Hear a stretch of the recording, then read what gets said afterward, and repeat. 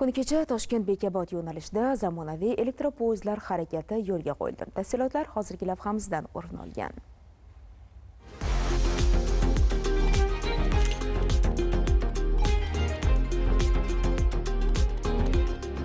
Mamlakatimizda shaharlararo va viloyatlararo yo'nalishlarda temir yo'l transportida aholiga bir qancha qulaylik yaratish maqsadida 2030-yilgacha mahalliy yo'nalishlarda yillik tashish ko'rsatkichini 23,5 millionga yetkazish belgilangan. Elektropoyezdlar qatnovi tashkil etilgan yo'nalishlar sonini esa 53 taga oshirish rejalashtirilgan. Toshkent Bekobod Toshkent elektropoyezdining yangi zamonaviy tarkibda harakatlanishi bilan mahalliy qatnovlar imkoniyati yanada kengaytirildi.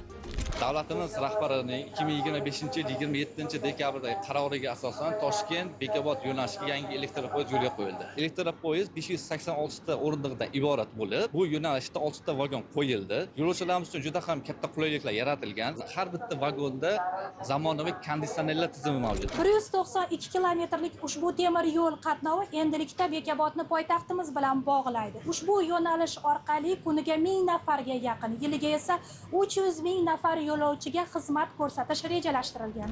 Bu ayniqsa har kuni ish va o'qishga qatnaydiganlar uchun qo'shimcha qulaylik yaratadi. Shu bilan birga avtomobil yo'llardagi transport yuklamasini kamaytirib, ekologik toza transport ulushini oshiradi. Bizga o'xshagan talabalarga ham arzon, ham juda ham qulay. Bekoboddan Toshkentga o'qishga qatnayman. Bizga oldin rosa qiyin bo'lardi.